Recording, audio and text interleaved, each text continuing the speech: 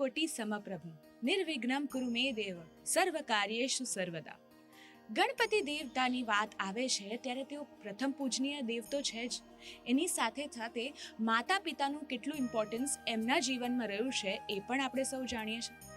અને ગણપતિ દાદાની વાત આવે તો સૌથી ભોળા દેવ પણ એ જ છે. કોઈ પણ શુભ પ્રસંગ હોય ત્યારે પણ આપણે હંમેશા શ્રી ગણેશાય નમઃથી શરૂઆત કરતા હોઈએ છીએ.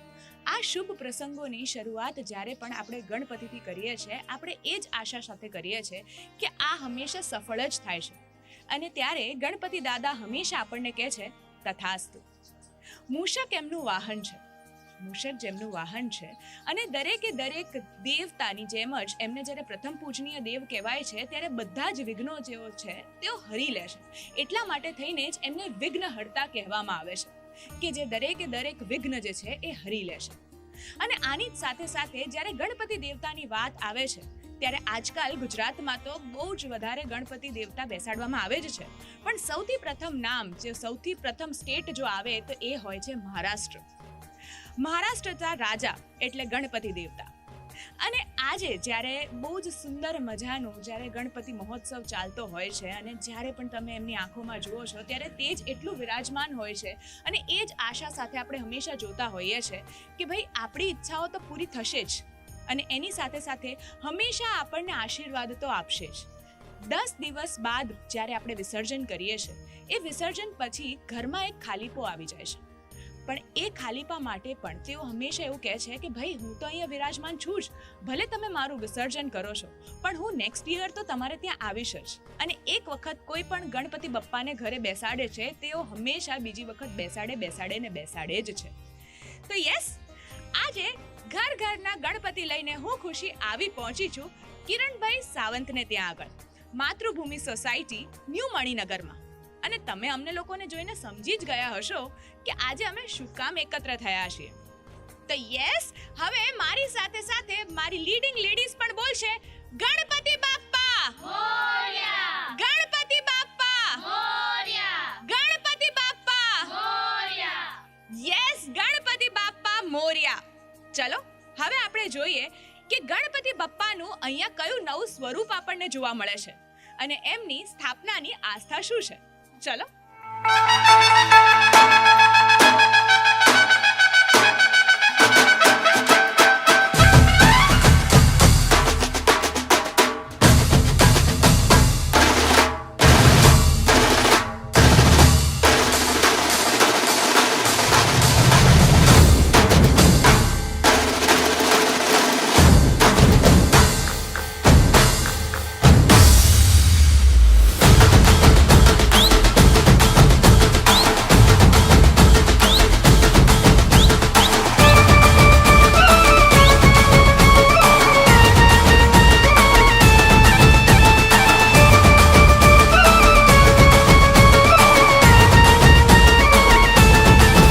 कोई देवा कहे कोई चिंता मने,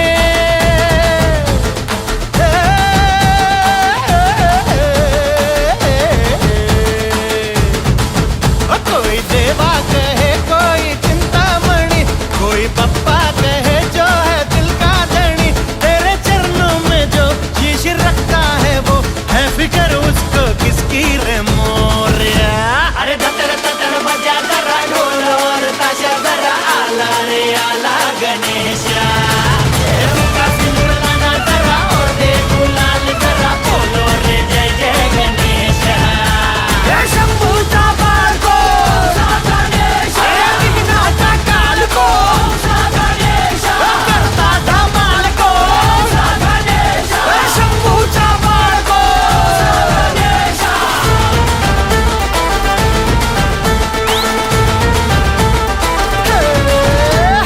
गली गली सजी सभी धूम हो, हंसी खुशी रहे सभी झूम है.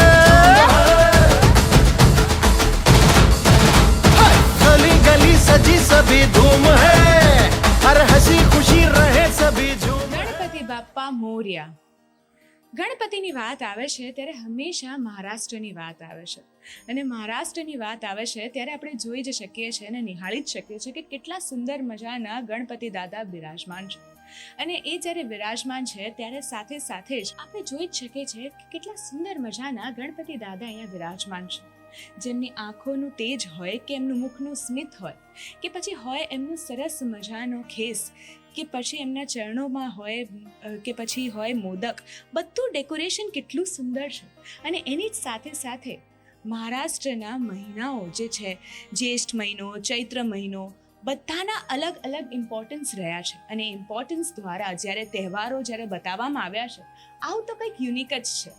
અને આ જે યુનિક મહિનાઓ છે એના તહેવારો પણ તમે જ્યારે જુઓ છો કે ગણેશ ચતુર્થી આવી ગઈ, એની સાથે સાથે ગુડી પડવો આવી ગયો, એની સાથે સાથે પોષ મહિનાનો જે તહેવાર છે એ આવી ગયો, કેટલા બધા તહેવારોનો ઇમ્પોર્ટન્સ એક જ સાથે બતાવવામાં આવ્યું છે. તો આવો, જેમણે આ ડેકોરેશન સાર્થક બનાવ્યું છે એ કિરણભાઈ સાવંતને જ પૂછીએ કે એમને આ થીમ બનાવવાનો વિચાર કેવી રીતે આવ્યો અને એમનો આ સ્થાપના પાછળની આસ્થા કેવી રીતે રહેલી છે.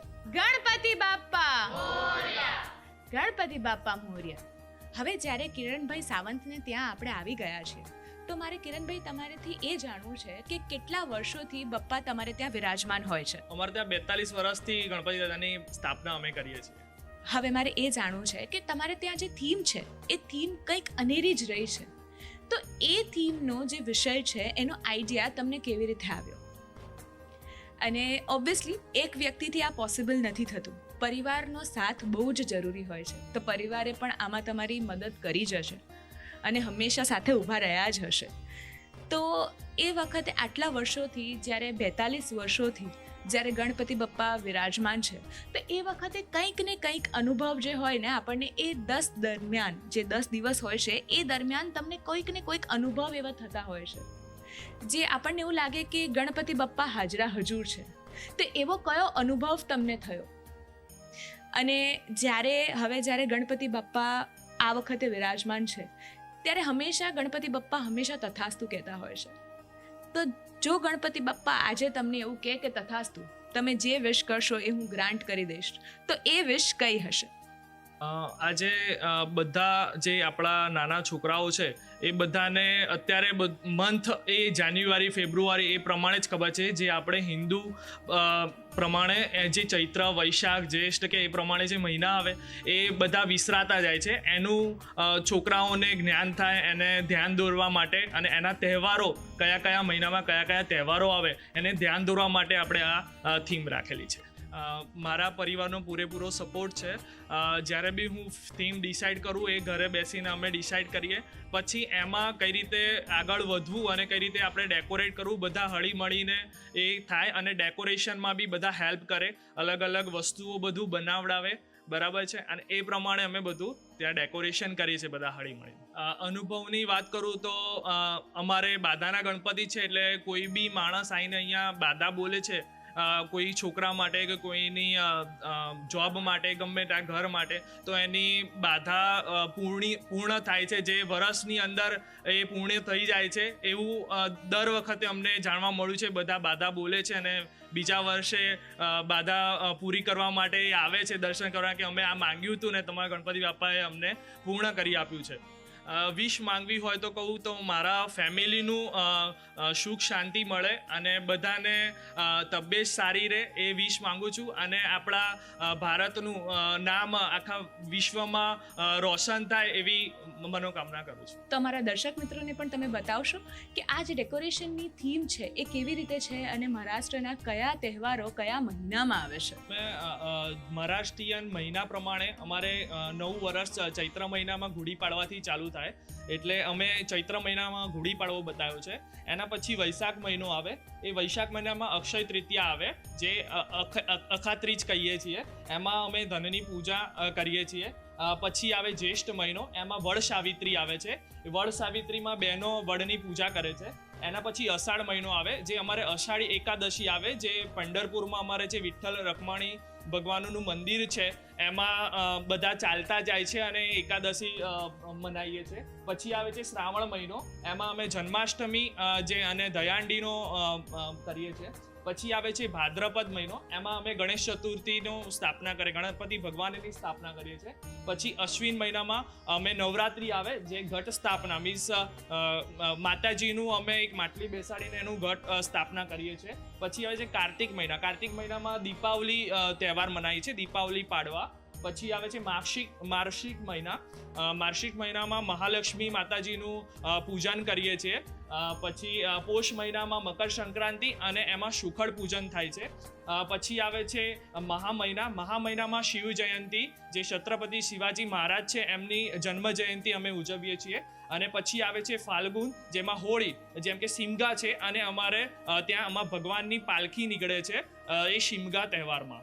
એ રીતે જ અમારે 12 મહિનાનું અમે એના તહેવારો અને એનું મહત્વ એ બધું અહીંયા દર્શાવવામાં આવ્યું છે. આ અમારે ગણપતિ દાદાની અમે થીમ રાખેલી છે. ચોપડા પૂજન એટલે એ અમારામાં જે પૂજા છે એ ગૌરી માતાની હોય છે. ગૌરી માતા એટલે ગણપતિજીના મમ્મી. એ અમારા ત્યાં 1.5 દિવસ માટે આવે છે રજા લઈને શંકર ભગવાન જોડેથી, અને પછી એમની પૂજા થાય છે. એમાં અમે છે ને આ જે સુપડું છે એ અમને ભય આપે છે, અને એની સાથે અમને બંગડી ભરવાના પૈસા પણ આપે છે. એ અમારી રીત છે, પરંપરા છે કે એ ભય જ આપે છે. અને પછી અમે આ રીતે ફ્રૂટ અને બધું લાવીને પૂજાપો લાવીને એને સજાવીએ છીએ. પછી આ લઈને અમે ગૌરી માતાની પૂજા કરવા જઈએ છીએ. તો જોયું ને દર્શક મિત્રો, જેમ તમે જોઈ રહ્યા છો કે એક વસ્તુનું કેટલું મહત્વ રહેલું છે, એક મહિનાઓનું કેટલું મહત્વ રહેલું છે.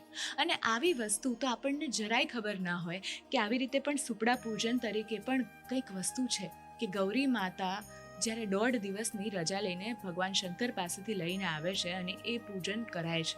તો જોયું ને દર્શક મિત્રો, આનાથી આપણને ખબર પડે છે કે ભારત દેશમાં વિવિધ પ્રકારની સંસ્કૃતિ રહેલી છે. આપણે કંઈક અલગ રીતે જ્યારે ગણપતિને પૂજતા હોઈએ છીએ ત્યારે ટ્રેડિશનલ વે જે છે એ કેવી રીતનો હોય છે એ આજે આપણને ખબર પડે છે કે એનું ઇમ્પોર્ટન્સ શું છે. દરેક મહિનાઓમાં જે તહેવારો આવતા હોય છે એ પણ ક્યાંક ને ક્યાંક વિસરાતા જાય છે, પણ એનું પણ ઇમ્પોર્ટન્સ આજે આપણને ખબર પડે છે. અને પૂજા કેવી રીતે કરવી એની પણ જાણકારી આપણને હંમેશાથી જાણ થતી રહેશે. એ જાણકારી દ્વારા તમે વધારે ને વધારે સજાગ બનતા રહો છો. ગણપતિ બાપ્પા મોરયા! ગણપતિ બાપ્પા મોરયા! ગણપતિ બાપ્પા મોરયા!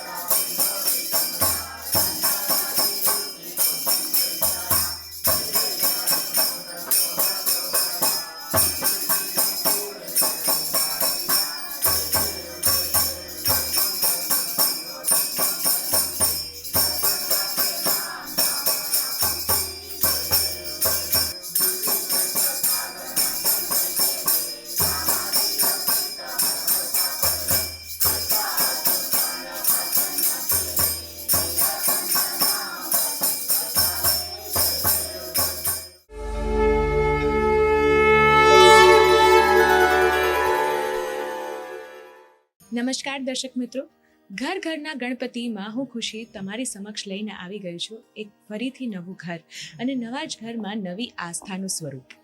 આપણે જોઈ જ શકીએ છીએ કે કેટલા સુંદર ગણપતિ બિરાજમાન છે.